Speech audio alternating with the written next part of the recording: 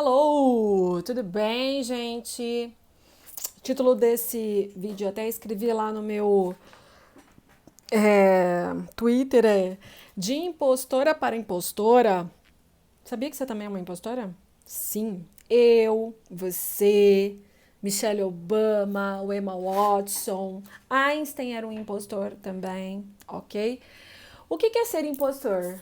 É, Essa chamada síndrome do impostor foi descoberta por duas psicólogas na década de 70, em que você parece que é uma fraude ambulante, você se considera uma fraude e você acha que você não merece aquilo tudo que você tem direito, tá? É mais ou menos essa a realidade, ok?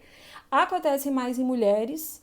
Eu acho que por uma questão histórica, cultural também, de que a gente sempre foi colocado à prova, né? De que, conseguiu isso, não foi por esforço, foi porque alguém ajudou, conseguiu isso porque, né? Deve ter, sei lá, ficado com o chefe porque conseguiu esse emprego, ou porque o pai deu, ou porque a cidade da pessoa é pequena, então é mais fácil você crescer. Então sempre tem uma motivação por trás disso, tá? E a primeira vez, por uma experiência própria, que eu tive síndrome de impostor, tá até aqui na minha frente. Foi quando eu ganhei essa plaquinha de 01 da minha turma da Faculdade de Direito. Né? Eu fiz 01 da turma C matutino, 2007, né? Que eu ganhei isso aqui, que foi minha colação de grau, tá? Quando eu peguei, eu chorei muito, eu chorei assim, eu chorava de soluçar. Tem assim no álbum as minhas cenas, as minhas fotos, enfim. E eu via no olhar de cada pessoa quem torcia por mim e quem não torcia. E aí muita gente me deu parabéns e tal, e teve muita gente que andava comigo, inclusive, que não conseguiu me dar o parabéns. Sem problema nenhum, eu não tô nem questionando quem dá parabéns e quem não dá, isso não é o problema. Quando eu peguei a plaquinha, eu me senti assim, mas eu tinha tanta gente mais inteligente que eu começava a pensar, fulano, beltrano, ciclano. Aí a gente saiu da colação, a gente foi num restaurante, eu fiquei um tempão quieta, de vez de aproveitar o momento com a minha família e tal, pensando mesmo, do tipo assim, se eu tinha, se eu merecia aquilo ou não, sabe? E, gente, é uma coisa muito séria a síndrome do impostor, porque ela pode te acompanhar uma vida toda. É uma questão muito pessoal. Então, você se colocar em xeque todas as vezes se você é bom o suficiente ou não é péssimo isso. Eu vou falar uma experiência, outra experiência agora, depois de bem mais velha, enfim, final de maio para junho, quando uma mentoranda, ex-mentoranda na verdade, que tinha me elogiado muito pelo celular, pelo WhatsApp, depois ela desapareceu, e aí ela voltou no setembro do ano passado, e ela disse que, do tipo assim, que eu tinha ajudado ela, papapá, papá, mas que ela precisava gravar o depoimento e que ela não tinha gravado ainda, porque ela estava com alguns tipos de problemas. Sem problema nenhum, ela sofreu de ansiedade, depressão, umas coisas assim.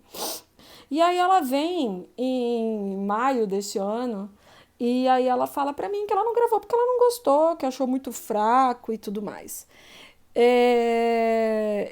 Eu devia ter no momento colocado todos os prints da conversa dela me elogiando, sabe? Sabe quando você não faz isso porque você entende a pessoa, a fraqueza dela, a síndrome de impostor que ela tem, porque ela também não trabalha, tem 10 anos que ela não faz absolutamente nada e não foi atrás. Só que aquela mensagem dela depois me deu um gatilho. Será que eu sou boa o suficiente? Não, eu não mereço estar aqui. Eu comecei a me questionar. E aí, eu fui procurar a minha terapeuta para falar assim, não, mas eu tava, né, tipo assim, tão bem e tal, eu entendo o lado dela, do tipo assim, eu sei que ela não construiu e sei que a mentoria, muita gente pode achar boa e pode achar ruim e vai servir para uma pessoa, não vai servir para outra, mas quem não construiu nada é pior quando dá opinião, porque do tipo assim, como a mentoria é uma orientação, a pessoa não tá nem aí, tipo, ela pagou, achou que ia fazer um milagre e não teve, entendeu? Então, assim, e outra coisa, ninguém é obrigado a gostar 100%, né? Mas a gente tem que saber quem a gente ouve. Eu sei quem eu ouço, eu sei quem é bom mesmo, eu sei quem é melhor do que eu naquilo que eu atuo e eu sei das minhas qualidades como profissionais. Mas, nossa, que feio tirando catota do nariz. Mas o que acontece? Eu fiquei tão, assim, extasiada, em choque depois, e não foi na hora que ela falou. Na hora eu falei, tá bom, peguei as conversas e falei, tranquilo. Mas depois que eu fiquei me botando em xeque. E aí é um gatilho, às vezes, do momento que você vai lembrando de coisas. Eu lembrei da minha graduação, que eu ganhei o título de melhor aluna da turma, quando eu consegui meu primeiro emprego, quando eu comecei a trabalhar em casa, quando eu comecei a prospectar cliente pra caramba, quando eu comecei a desenvolver meu negócio. Eu sempre parava e ficava, será que eu sou boa o suficiente? Será que eu sou bom advogado? Será que eu sou boa dando aula? Será que eu sou boa sendo vendedora da minha loja, né? Como empresária? Ai meu Deus, ai meu Deus, ai meu Deus. Então em alguns momentos eu ficava assim, entendeu? E aí eu conversando com a psicóloga e tal, ela falou assim, Camis, vai dar uma lida sobre o síndrome do impostor. Eu já tinha ouvido falar, mas não tinha parado para ler especificamente, ouvir e tal.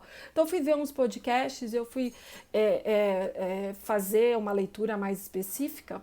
Por isso que eu coloquei de impostor para impostor, porque às vezes o impostor, né, ele que é aquela pessoa que tem medo de ir para frente, que tem medo de ele se sabota muitas vezes também por alguma insegurança, ele também pode passar essa síndrome por um terceiro, né? Então, às vezes o cara é frustrado, às vezes a pessoa ela tem problemas com ela mesma, ela é uma impostora da vida e às vezes ela passa essa síndrome dela para o outro.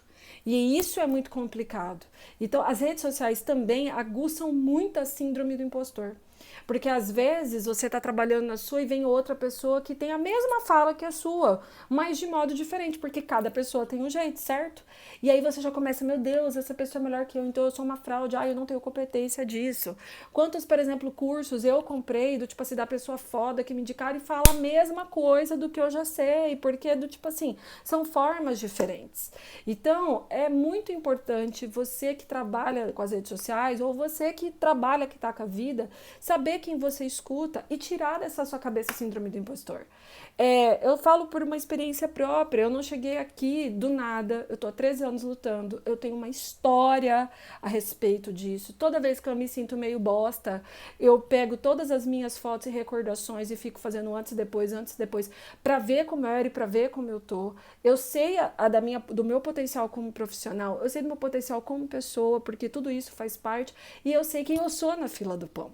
Então, quando a gente descobre quem é a gente pelo autoconhecimento e a gente tira essas amarras, a gente passa a viver muito bem.